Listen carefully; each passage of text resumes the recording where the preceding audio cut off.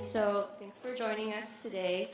The School of Engineering, in partnership with the Frugal Innovation Hub, the Diversity and Inclusion Student Center, and Seekers of Science Comics, welcomes you to our eWeek and School of Engineering Comic Kickoff Panel Discussion.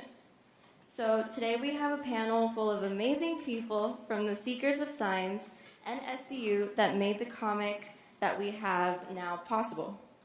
Our panel includes SCU staff and faculty who are part of the project highlighted in the comic. And then, of course, we're getting recorded. Okay, so just a few house rules before we get started. This is a safe space, and we are here to support everyone. And then we do want to offer a trigger warning. This panel will contain some material that could be triggering for some individuals, as many will be sharing their personal experiences and their paths. So a little bit before we start, my name is Francine Garcia, and I work in the Diversity and Inclusion Student Center here at Santa Clara, and we are helping to create a more supportive environment for everyone, especially our underrepresented student population. I'm a junior majoring in computer science and engineering, and I'm also involved in Measure Up, which is SCU's Women's Plus a cappella group. So to introduce our guest panelists, I'd like to give each of you just 30 to 90 seconds and just talk a little bit about your background and your connection to SCU. So we'll start with the Seekers of Science co-founder, Dr. Tracy Fanara. If you'd like to just introduce yourself. Hi, everybody. Is this thing on? Okay. Hi, everybody. My name is Dr. Tracy Fanara. I'm an environmental engineer and research scientist. I have done a whole bunch of things, including design engineer work, research, harmful algae, biology, chemistry, physics, geology, all of it, in different aspects or different applications. And now I am at the National Oceanic and Atmospheric Administration, also called NOAA. I manage our coastal ocean models, everything from the bottom of the ocean to the sun. NOAA is better than NASA, and also, and I do a lot of outreach stuff like the comic book and TV. Oh, beach cleanups, Inspector Planet, and Ricky helps out with that. And what? Oh, okay, yes. Shark Week, watch Shark Week. Thank you. And then next we have the other Seekers of Science co-founder, Tamara Robertson. Hey everyone, I'm a chemical and biomolecular engineer by training, career, and now consultation. I'm also a TV host. Most people met me for the first time in their living rooms through Mythbusters. I now run a multimedia company dedicated to getting more young people into the STEM pipeline, as well as the trades pipeline. So doing everything from going with sci-fi to New York Comic-Con to talk about the science behind Star Wars, to teaching women's welding workshops all across the globe. So outreach, obviously, including Seekers of Science, which all of you have QR codes that include issue 1, 2, and then our collaboration issue 5, which is with these two incredible people here that'll tell you more. Thank you. And then up next, we have the current director of the Frugal Innovation Hub, Dr. Laura Doyle. Hello, I am Laura Doyle, and I have been a faculty member here since 2012. My home department is civil engineering, where I teach water resource engineering. I've taught environmental engineering, engineering statics, and MATLAB for civil engineers. My background is in environmental fluid mechanics, which means that I studied the interaction with nutrients and water. In particular, I studied the Sacramento-San Joaquin Delta. But I have changed my focus since I've been at Santa Clara to more outreach and teaching pedagogy to make engineering education at the undergraduate level as well as K through 12 more accessible to a broader audience. And then now I'm in that pursuit, sort of stumbled my way into working on projects with the Frugal Innovation Lab. And my first project was actually the project the comic book is based on, and now I'm helping Allan to lead the Frugal Innovation Lab. Hi everyone, my name is Allan Baez. Sorry, can I just go? Let's just save some time. I'm the Director of Programs and Partnerships for the Frugal Innovation Hub. And I have been working with Santa Clara since 2017. Before that, I was working with the USGS, which it's a little bit better than NASA, but less than NOAA. That's good. And after working with the USGS, I work with social ventures. My specialization basically is social impact. I come from the social sciences, so my perspective is going to be a little bit different from the rest of the panel. And my role here has been basically engaging you guys in developing projects with a social or environmental impact locally and internationally. Thank you so much, all of you, for introducing yourselves. So we have a pre-set of discussion questions that I'd like to go through, and then if anyone has any additional questions, we'll open up to the audience. Okay, so let's get started. So the first one is for everyone, if we could just go down the line. And we really just want to know, what is your why? What drives you to do the work that you do, and what's the inspiration behind it all? So I would say that my why has evolved throughout my career. When I started out in engineering, my why was definitely that I loved to fabricate and tinker. So starting as a startup engineer in vaccines, that gave me the opportunity to design and build major, massive systems. And the bigger the tool, the bigger the technology, the more excited I am. But through time, as I reached the executive level in my career, I started to realize a huge gap in the workforce pipeline with regards to women in STEM, which is what led me to exiting my career field in 2015 and going into full-time outreach. And through my time in outreach, what's really become my why is seeing the aha moments, not just in a child's eyes, but also in a grown-up's.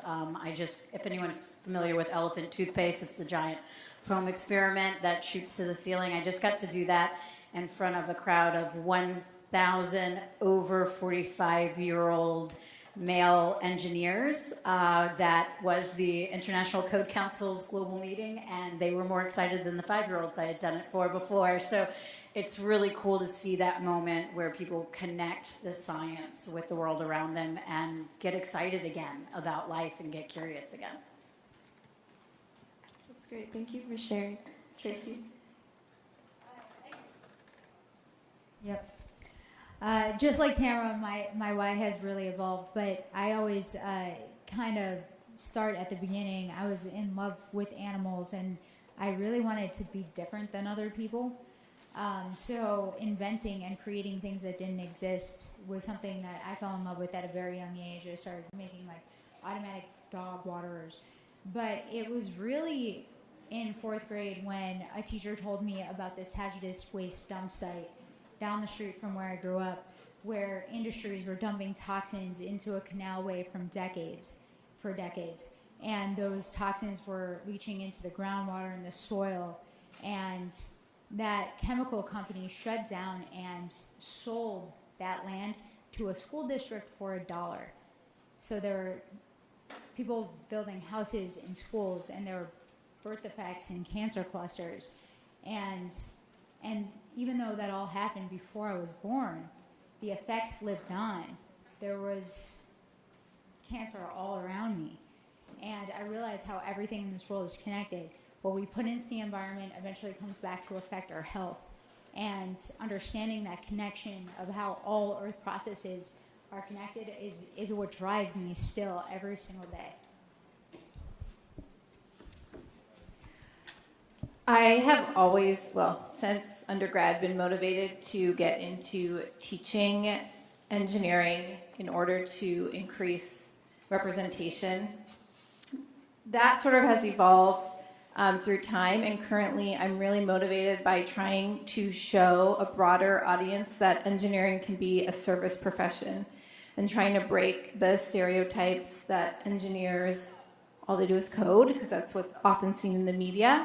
That's often when you ask kids what engineers do, they'll say, oh, they make things, or they code, they do computer coding. But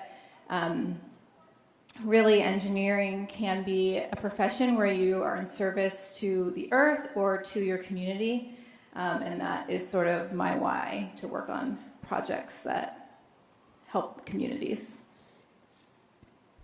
Okay, in my case, it's a little bit different. So coming from the social sciences, 12 years ago, before moving to the Silicon Valley, technology, not a big thing for me. Actually, currently, if you ask my brother, what do I do? He has no idea, because he cannot relate social science with technology at all.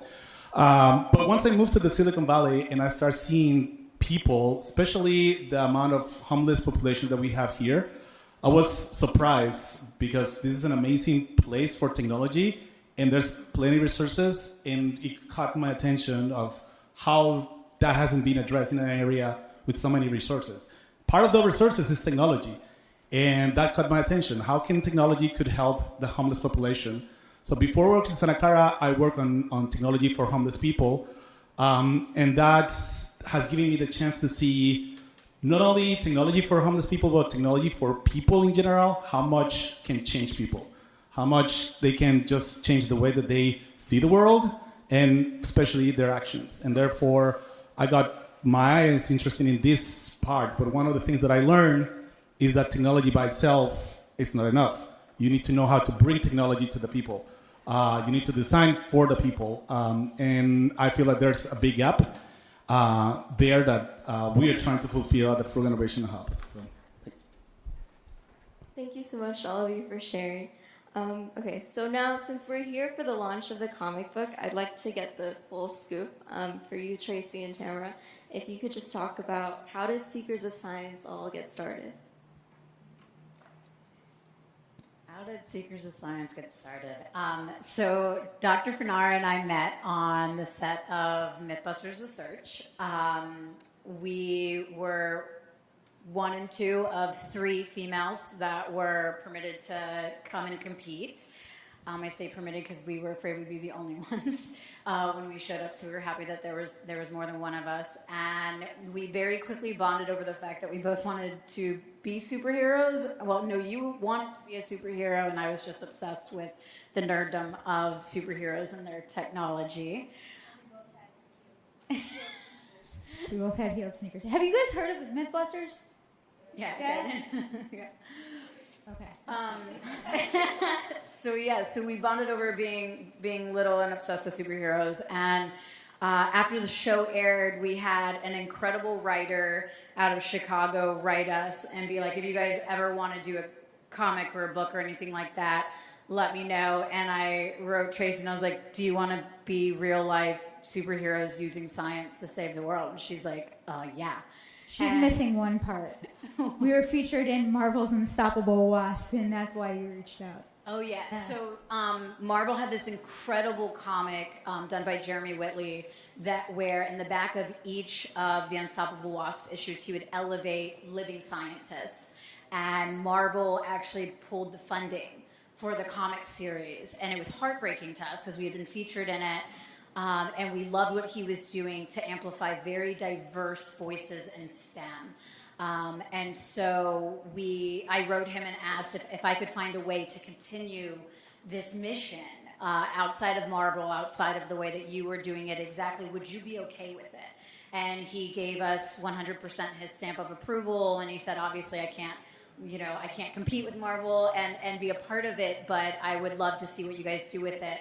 And so we reached out to the writer and said, yeah, let's do this. Here's kind of something we want to make sure we always include, which is our Q&A with experts like Dr. Doyle, and then the inclusion of real-life science and real-life scientists and projects like the one that we've shown here with aquaponics that the university has partaken in. Thank you so much for sharing. I love how you incorporate something so fun with something so important as well. So going with that, we also wanted to ask, what led you to partnering with Santa Clara? Well, partnering with Santa Clara was made extremely easy because of Ricky Padilla over here. He cares so much about connecting students with other diverse scientists and showing them what people can do, what they can do with their degree here, where they can go next, and that they can do anything. And connecting the students with environment and the beach cleanups and everything else that he has done has just built upon itself into this basically dynasty called Inspector Planet that that we now are really just like hitting the ground running with these beach cleanups. So Ricky was in the perfect place at the perfect time to be able to make this connection. And Tamara really led this issue, this collaboration with Santa Clara for this one. And to speak to this issue in particular, the one thing that Ricky has been an incredible, fierce source for us with regards to Seekers of Science overall is he's helped us take it bilingual. It was really important for us to be able to get this in the hands of as many people as we could. We've donated 1.2 million copies across the globe. And now we have the ability to offer it in not only English, but in Spanish. And that initially began because of the work that was being done with Passage and Dr. Fanara and wanting to get those issues there. Ricky helped us to translate our entire first volume. And we just kept telling him, if there's any way that we can work together, let us know. And he just really believes in what this university is doing, what the programs are doing for the students, what the hub is doing with regards to the communities far and wide. And so it became a very easy and happy project for us to undertake when the university decided that they also wanted to be a part of it. That's great. Major shout out to Ricky for moving mountains. And then to our SCU group, what was your reaction when you learned about the project being turned into a comic book? And what was the inspiration behind you getting involved in the project in the first place? So the project, for those of you who don't know how Frugal Innovation Hub works, is we often have partnerships with nonprofits and social enterprises and sometimes governments that need help with a technological problem that they don't have the expertise. So the year that this project happened, we had a list of projects, and students who wanted to partake in these projects for their senior design would kind of go over the list. This particular group interviewed actually a couple of different potential projects, and then the two students picked this women's collaborative in Uganda to work with because one of the students had gone to Uganda with the Miller Center over the summer. And so once they picked the project, then they picked me to advise. So I came into this project just as their advisor at first. And we worked with a nonprofit that was based in the Bay Area, but was working with this women's collective in Uganda and Kenya. So that's how I got involved with the project, is I just had the expertise that the students needed for the project that they picked. When I found out about the comic book, I was like totally shocked, and I was like, what are you talking about? But my family and I love Marvel, actually, so I was like, yeah, I'll be in a comic book. That sounds amazing. Yeah. Anything to add? Yeah, a couple of things. When Ricky actually told me about the comic book, the first thing that came to my mind, to be sincere, is how I'm going to be portrayed in the comic book, right? How I'm going to look like. And amazingly enough, they did a really good job, and I look even more handsome than in reality, so love that. But motivation, I think that I want to highlight on that. Because for you guys, when you get involved with these kind of projects, one of the biggest motivations is to have an impact. And being able to go to the country, work hand in hand with people there, and develop your solution, your project that you have been working as a senior design, is just a unique experience for you guys as students. And the group that we were working there were so committed and engaged with our project. So that make it even like 3 times even better for the students. So I think the other big motivation is not only the impact that we're having, but also the experience for you guys to go there and live the experience of working on something and work it and develop it with the people locally. That's a very unique experience internationally. Yeah. Thank you so much. Next, we wanted to ask, were there any challenges that you guys faced while working on the project? I know you mentioned a little bit about getting dropped by marble and stuff. I know as engineering students and working in groups and stuff, we're always coming across challenges, and it's up to us to learn how to navigate that and how to take those on as best as we can. So do you have any advice or any like specific moments throughout the project where you really felt like, okay, this is what I have to do? The actual project itself that we did, yeah. So working on these projects is, I think, such a great experience for students because you're working with a real client, and there are so many challenges. The biggest one in this type of project is communication, because we were working with people that lived many time zones away. And this was 2018, so some of them had WhatsApp, but not all of them. And so if we were trying to talk with them before we went, because we did go during spring break, it was difficult, and there was some delays in communication as well as sort of miscommunications.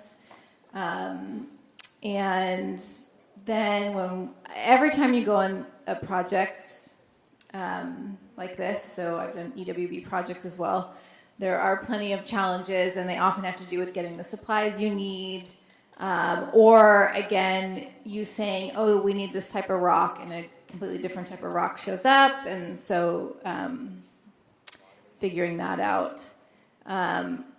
Yeah, those were the big challenges, is definitely communication and knowing how to ask the right questions at the right time. So, Laura, correct me if I'm wrong. You guys did this project, because I was not there, in a hotel room. No.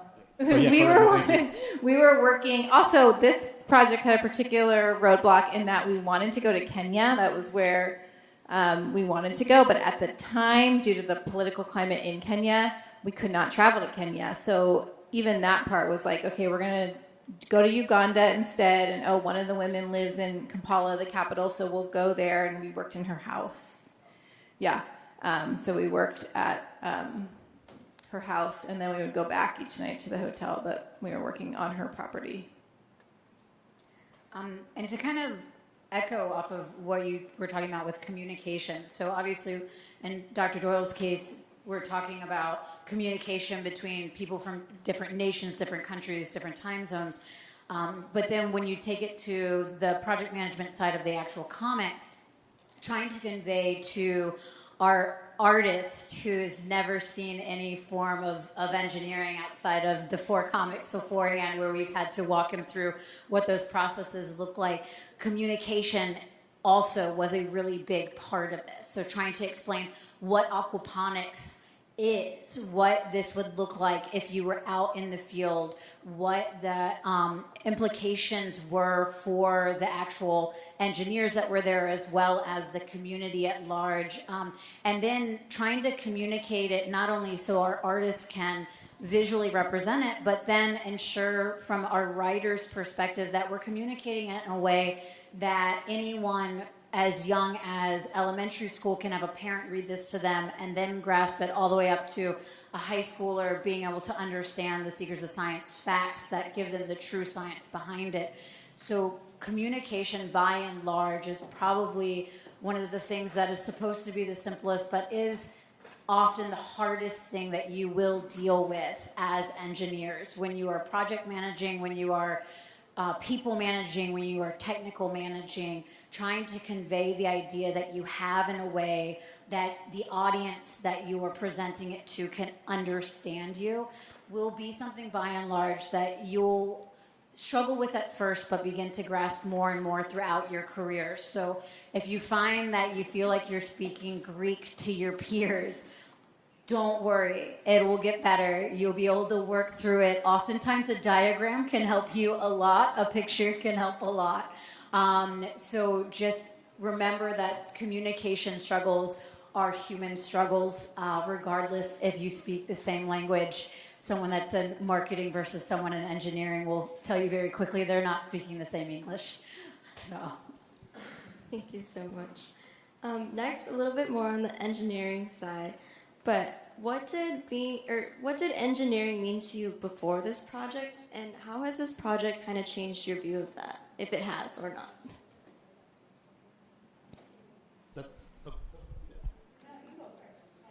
I think from our end, we do this basically almost every year, that we send students internationally to do projects.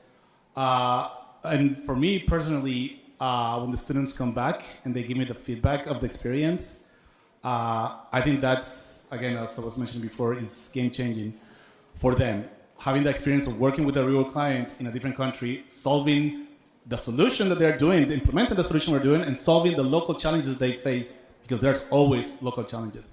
So for me personally, the experience of talking to the students about their experience there, I think for me it's an amazing part of my job. But I would also like to add the faculty part as well, of traveling and working with the students. I think when we discuss about our experiences of seeing the students going through this learning process, I think it's a fundamental part of the engineering growth.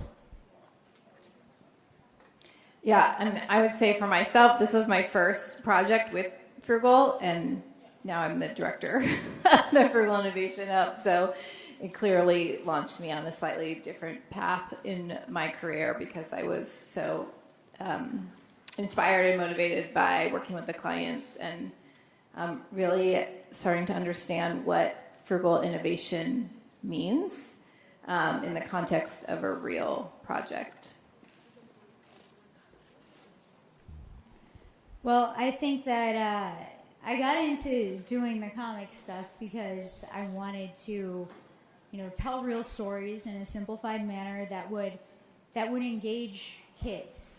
I didn't grow up. I hated reading growing up. You can tell if you read my writing, but I did read comic books, and so that's really why I was into it. But then I started realizing that, if you read the comic, we're not superheroes. We don't have superpowers. And I think that that's so important to show people that you have everything that you need to succeed right now. And bringing in art and science is huge. Like, there's no real, downstream impact of science and engineering if you don't have the art, the communication, the design, the whole package. So it changed my perspective of engineering from, calculations and numbers and what works and what doesn't, to understanding that engineering is so much more than that. It's really about understanding that there are no limits, that you can create the world that you imagine. And this comic book kind of makes it come true. Like, we have a problem, we see the obstacles, we overcome the obstacles, and we solve it. That never happens in real life, but it does in 26 pages of this comic book. And it's just an inspiring way to look at engineering and problem solving, and I think it really has changed my view of engineering. I would say this project specifically, this is our fifth iteration of the comic. We've tackled 5 different large world problems, the first 2 being related to Dr. Fanara and my direct career paths, being oil spills and global pandemics. This issue in particular for me was really exciting because I've spent the last 2 decades working with Engineers Without Borders in remote countries, and I had just gotten back from 3 months of backpacking Africa, including Uganda, and seeing systems like these in place and getting to talk, with the team that went to put this in and getting to amplify the incredible work that they were doing was just something that took basically all of the things that I had touched as touch points in my past and bring it to fruition today as something that can get the next generation of students excited, hopefully, to go out in the field and continue carrying the torch of bringing innovation and engineering into communities that can really have a large impact if they're just given the chance. And I think that that's one of the neatest things, is that in this issue and through this story and through the actual lives of the students and the experts that were there, you see not only the engineering techniques and principles being brought into the field, but you also see the field principles being brought into the engineering, and you're seeing how to adapt within the circumstances that you're in to be able to still bring those solutions to communities. And I think it's one of the really neat things, because while technology advances so rapidly, sometimes the most simplistic answer is the simplest. There's a reason that we as engineers use the acronym KISS, keep it simple, stupid. And it's because it just sometimes is as easy as it was when it first started. And so having this comic kind of not only showcase that the advanced technology can change less advanced civilizations, but that less advanced civilizations can still inform and inspire the technology, was a really neat learning and reminder through this issue. Thank you so much. And then last question. I know all of us students are always wondering, what makes a good engineer? What kind of qualities and skills? And keeping in mind that a lot of you left your career positions to go and do something better, to feel like you're making a better impact in the world. So what kind of qualities do you think would make a good engineer?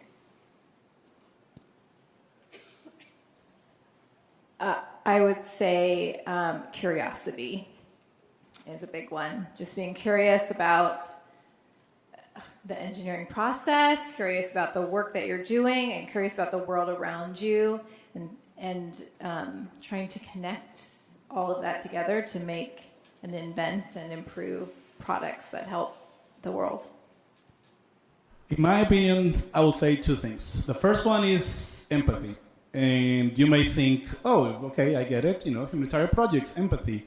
Well, it goes beyond that, because when you guys are out there working for industry, you guys are going to be doing projects still for people. So it will be very important for you to understand who is your market niche, who is your target population, working for Apple, for Google, NVIDIA, whatever it is. So to empathize with them means to understand what are their needs, and therefore to address those needs. That's one. The second one that I think is, in my opinion, is critical thinking. Why am I doing this? For whom I'm doing this? Who's getting benefit from this, and who's getting impacted by this? And that's the other key part. And just to add a third one, communication. I think that's also a fundamental part. And this kind of projects is a really good place where to practice your communication skills, your soft skills, with a real world client, with someone from a different country, which make it even a little bit harder to do. But communication will be the third one that I think is very important. I would say resilience and the ability to embrace what I call iterative design, but some people misnomer as failures. As an engineer, you have to build that resilience and that strength to be able to face failure over and over and over again, because that's the only way you're going to innovate. It's the only way that you're going to move us forward as a nation, civilizations forward, technology-wise. And it's not going to be the easy path most often. You're not going to be in your comfort zone. But I can tell you right now that if you're in this room, if you're headed towards that graduation stage, you're already showing that you have that resilience, because 50% of people that start in engineering curriculums will drop out before they graduate, whether it's to go to a different major or to leave completely.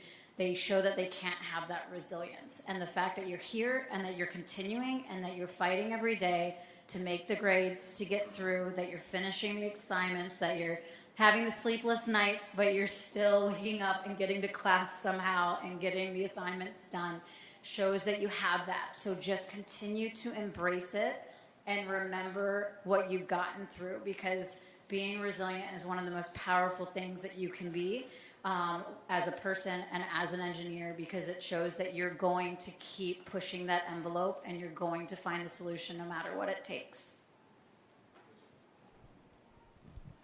And I mean, everybody said some great stuff. I mean, resiliency, curiosity, empathy, all of that are really important things.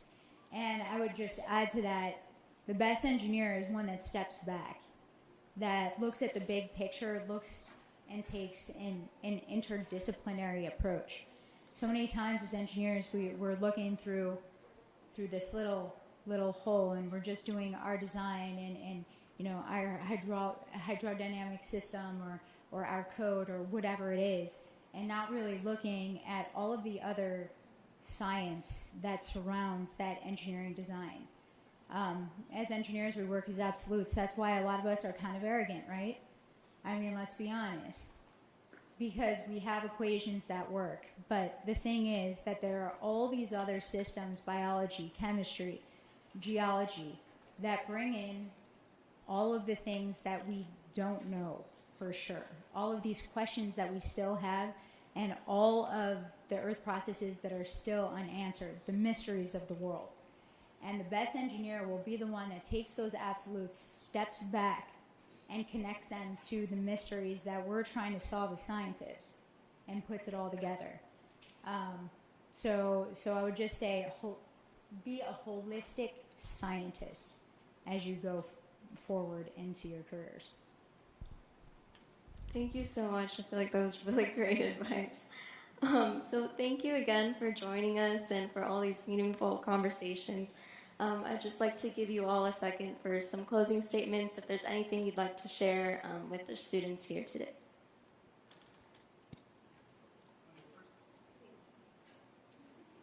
I will say is, if you guys are interested in these kind of projects, come and visit us at the Frugal Innovation Hub. If you guys are interested in doing this kind of humanitarian projects, so that's the first thing. The second thing is, I'm pretty sure that 99.9% of all of you, none of you guys are going to work for a nonprofit or a social venture or something like that, which is all good. What I think it's important for you guys to keep in mind is that because you're engineers, that doesn't mean that you don't work or you don't live in a community. So I think the other part that I would like to recommend or give you as an advice is that it doesn't matter that you work for the highest tech company here in the Silicon Valley, you're still part of a community. The question is, how can you help serve the community? And that could be volunteerism, that could be working at the Frugal Innovation Hub. There's multiple ways in which you can engage with that community, especially bringing your technical knowledge, because the gap is humongous among the community needs and technology that can help in solving some of those challenges. So the other thing is, remember that you're part of a community. Remember that you have very specific tools that can help the people around you. I think my advice is to expand what you think about the word frugal, because frugal innovation is more than just working in rural areas in Africa and Latin America.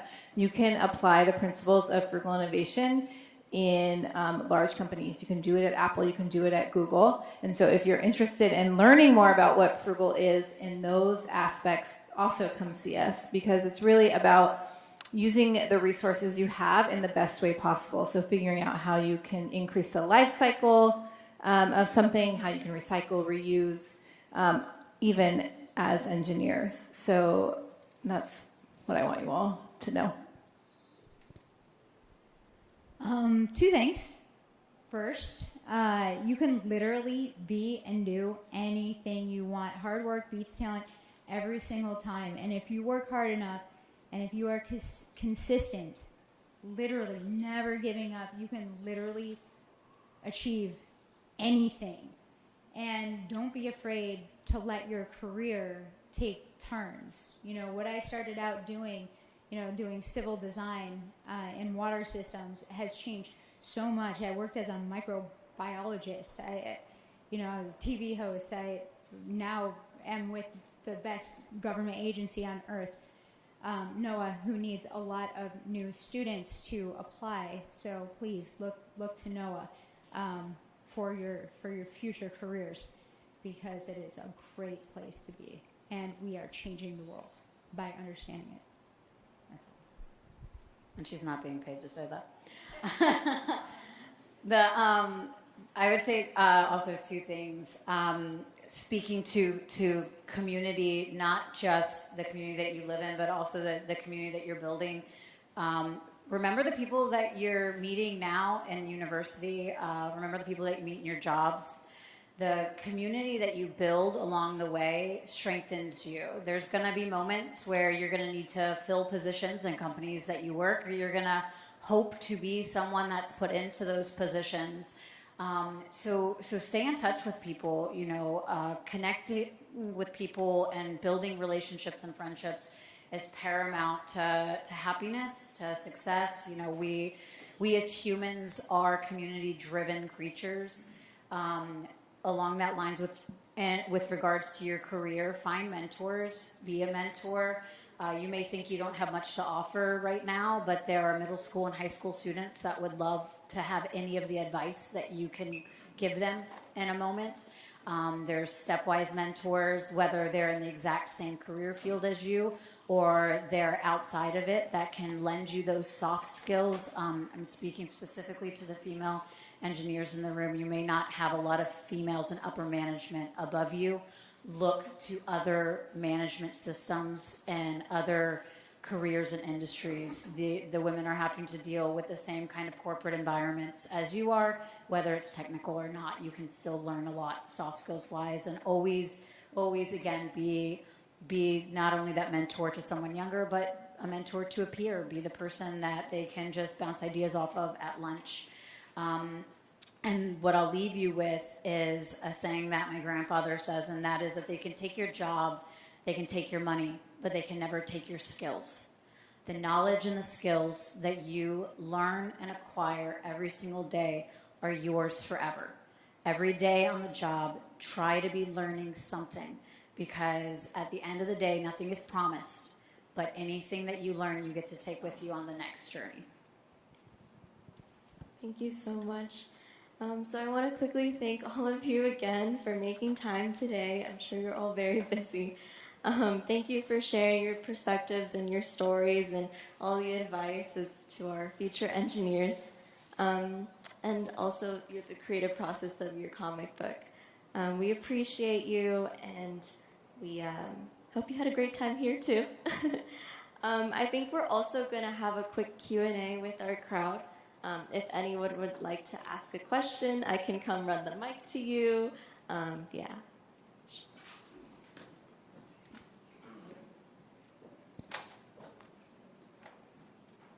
There are rewards to those that are brave.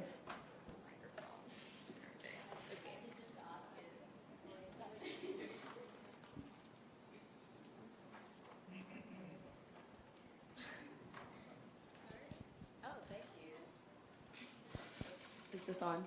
Okay. Now I was just wondering, like, what is one challenge that you are/were worried wouldn't be met by engineers in your lifetime? Like your white whale, maybe? I don't know if that's a valid question, but... Say it one more time. Yeah. Like, what is one challenge that you were not sure would be met by engineers in your lifetime? Like if you had a personal white whale, or like a challenge that you're thinking about. I can probably go on and on, but climate change is one. This project that we did, I often say was like helping a community adapt to climate change. So we may not be able to reverse climate change, but we can use engineering to help communities adapt and become more resilient. My current big one is I'm very concerned about lithium-ion batteries with all the electric cars. So that's the other thing that I'm wondering if it's going to be solved during my lifetime. In my case, I can think of multiple times where it's not that engineers are not able to solve it, but as Tracy was mentioning, in a very smart way, you need a multidisciplinary approach. And when we talk about challenges so complicated like climate change, like poverty, like education, like health, you need a very, very multidisciplinary team that you can tackle the problem from multiple nuances yeah. So this guy, he was the founder of O3B, which stands for the other 3 billion. And he founded this company that provided internet via satellite to communities. He came here, we had a conversation. That company was purchased by another company that I cannot remember right now that provides internet to cruises. Still do the community thing, but provide now to cruises internet.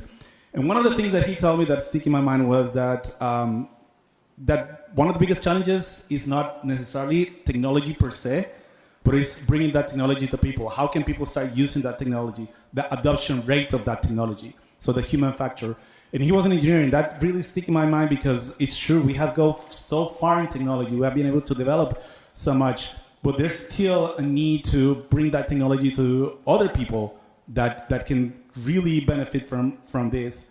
And those are challenges that, engineers can face, can be part of, but they definitely need the support of other teams in order to reach that goal of bringing technology to more people. Yeah. Sorry, I just want to follow up on my thing about the batteries. That's a bigger issue for me. It's like having engineers consider the unintended consequences of their engineering. So as a water resource engineer, I teach civil engineers that what we're doing now is fixing the problems that water resource engineers created 50 years ago. And I'm sure in 50 years, water resource engineers are going to be like, oh, back in the 2020s, they tried to capture all the rainwater and that caused all these problems. And so really thinking about our consequences, this is actually part of Frugal, is really thinking about what are the waste products, what are we not thinking about, who else is being impacted, what other systems are being impacted. That's like a big engineering problem that is often completely ignored just for the pursuit of the next phone, the next car, the next whatever. Yeah, I mean, pollution is a problem, right? Like, I rap about it. And I can sit here and get everybody really depressed when I start to tally up all of the things that I don't think will get fixed, but it really all comes down to apathy. I don't think we'll fix apathy within our lifetime and change that to empathy, because the truth is that unless a farmer in Ohio cares about a shellfish farmer in Louisiana that shares the same watershed, like, we're not going to solve all of the problems that we have in the Mississippi and our dead zone. Like, that's just one example. Just one example of millions that I can list. So the best thing that we can do, the most important thing that you can do, is be kind.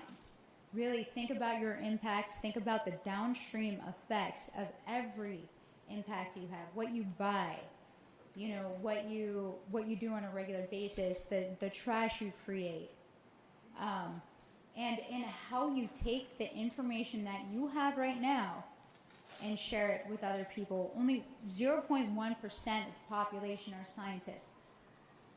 It is a responsibility that each person in this room has to share your knowledge with other people. Because if we don't, then the world is just going to keep on going as it is. And change is going to be harder and harder with population increases. And I think to kind of bring all of those 3 points together, thinking about the impact on the actual human. And I think as engineers, we think in systems, we think in technologies, we think in innovations, we think in bottom lines, we think in markets and brand size, and we don't take a step back to think about what the overall impact is going to be on mental health. We wanted to create systems that kept you on our social networking page. So we created the most addictive things that we could, and we put them in apps, and we put them on your phones. and we didn't care that it led to the suicide rates that we see in middle school and high school and college. And as long as ads keep selling, we still don't seem to care. And I think as engineers, as the people that are designing the technology, we have to be the ones that question whether or not it's really worth it to start mentally and socially hacking the people and the users that we're interfacing with day to day, hour to hour, minute to minute, sometimes second to second. And if we don't start thinking not only is the byproduct of the battery that I'm making in this community going to poison the soil so that they can no longer farm here, but is this product showcasing this over and over and over again to a preteen's eyes going to make them doubt their ability or want to live, we are going to continue to drive darkness and sadness and loss and humanity in our world. And it's something you're seeing. I mean, you guys see it every day. I see it when I look around the room right now, people that are buried in phones. Like, we have to continue to remember the human element because, again, we as humans are creatures of community. We need each other. We thrive together. So remember when you're designing and making things and being tasked with projects that there is a consumer somewhere that's going to be impacted. Make sure it's a positive one. Thank you so much. Thank you just for what you said. And I recently, just yesterday, heard on public radio the distinction that the legislation that's being formulated to try to protect children from the social networks is being spoken about with regards to having a duty to care and how to shape legislation and laws in order to guide and control the business of technology in that area. It's being shaped according to having a duty to care. And I know COSA, Kids Online Safety Act is what it's being called. And how can we responsibly take advantage of that kind of, that distinction and that language and that legislation to also guide other aspects of engineering? I know it's going to be difficult, and it's open to interpretation rather than technical specifics. But is there anything you want to say about what that makes possible?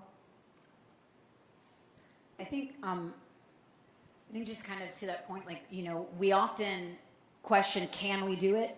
And we very seldom ask, should we do it? And it's something that we're going to see come up more and more, the ethics of what we're designing and what we're doing and how we're integrating it.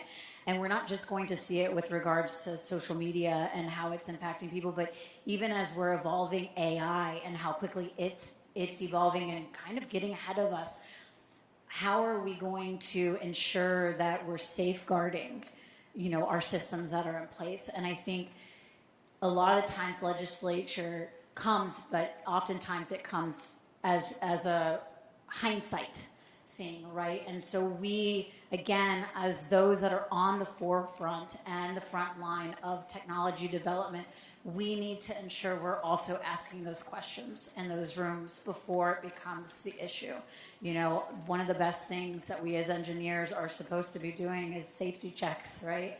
Anytime you pick up a machine that can maim you, you do safety checks beforehand. Anytime you play with a chemistry that can burn you, you do safety checks. You do safety checks when you're getting rid of it. So are you safety checking the idea in a room to see what the implications are a year from now, 10 years from now, 20 years from now, and thinking about it not only from an environmental impact standpoint and a resource standpoint, but now also from a mental health standpoint, from a human factor standpoint. So I'm happy to hear and I'm happy to see that the legislature is starting to move forward, but as we all know, it takes a lot of time to put that through. So the sooner we can raise the flag, the sooner we can start actually working towards the solution. doesn't it also call on us to have people that are trained in empathy, that are effective and have those skills?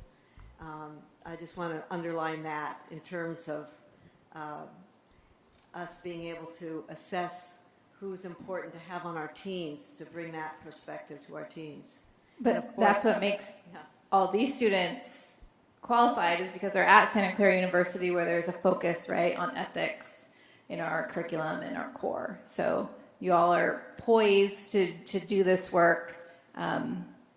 So just remember that. You're uniquely qualified based on where you did your undergraduate.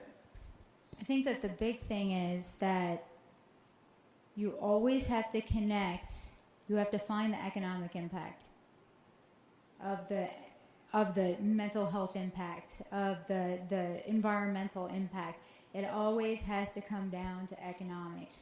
And I know that that's so sad to think about, but in my experience, like thinking that I can just change the world, going out there and telling people this is better and it's going to be better for your kids, it doesn't make change until you put those dollar signs to those changes. And I guarantee you, if something is right, there will be long-term economic benefits of it, no matter what. Like, look at AI compared to, saving, like preserving jobs.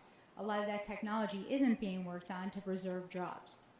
Like if you find the economic benefit, even in one small sector, you can make a case to get something pushed forward for the right reasons, painted with these economic reasons.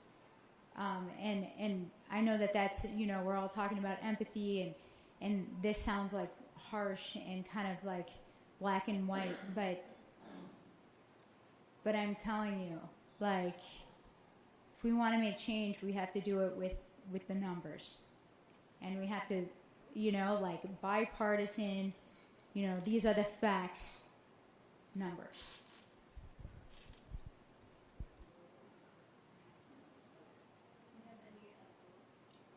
Do we have any other questions? No. Okay, okay. Oh, shoot. We could do one more question. What as students can we do? Because I was thinking about that with my question too. Like, I want a problem to be able to focus on now that you guys are worried won't be able to be fixed by you, because then we can step into that gap. But I have no financial anything. I don't know how I can pitch myself to get into a space where I can impact those problems. Go hard desalinization. Seriously, efficient desal. As in, but for myself or For your career. for my career? Yeah. Clean water. Clean all the water. Which water, like The salt water. Take the salt out of the water at the most efficient way you possibly can with the least amount of energy possible. That is a huge obstacle. But then work with someone on what to do with the salt. Oh, right. You have to do something about that too. So maybe you can do that. I definitely would, but I'm like, who do I go to? Like, which companies do I go to that could look at me as a student and be like, you can try this out? Oh, okay. Well, if you were a civil engineer, I don't know your discipline, I would tell you to go work at the water district, because we have in San Jose a tertiary treatment center where we're kind of like desal, but taking our wastewater and making it potable. So we're trying to get it to go back to the toilet, right? Although mechanical engineers also work on that. I'm sure computer engineers too. So like the water districts are a great place to work on that type of problem. That's good to know. What is your discipline? I'm in general engineering, so I did civil engineering, electrical, and mechanical classes as part of. But I guess it's just hard as students, because it's like, I can ask you this one-on-one now, but like, how do we find where to go? Well, what year are you? Second. Okay, so you still have plenty of time, and that's the thing, is like your career is going to take all these paths. So do an internship, see if you like it, see if you're motivated by that. You don't need to solve all the problems as a second-year engineering student, right? You're just still gaining all the skills that you're going to need to make the biggest impact. Also, come visit us at the Frugal Innovation Hub. And the other thing that I think I will advise you is to read about the issue. It's interesting that a lot of this has been researched. There's a lot of documentation out there about all these problems, right? Global problems. But as engineers, sometimes you guys have a hard time reading. You like more to do and act, and that's all good. But you don't need to reinvent the wheel. There's a lot of things that have been written, so you can get an understanding of what are the current challenges that, for example, desalinization people are facing, and then focus on that, on the specific challenges. So the other thing is that read about the subject, talk to people, so you can get familiarized and go deeper into the topic, so you can see your area, where exactly you can contribute based on your knowledge. Yeah. Okay. Thank you so much again, all of you, for your time and your insights. We really appreciate it. Just a quick reminder, again, we have the t-shirts in the back. Make sure you get your eWeek t-shirts. This event was also recorded and will be posted soon on our Santa Clara University School of Engineering YouTube channel. Make sure you grab your free digital copy of the comic book as well. And thank you, everyone. Have a great night. Good luck on midterms. Make sure you get some sleep. And eat lots of cupcakes. They're over there.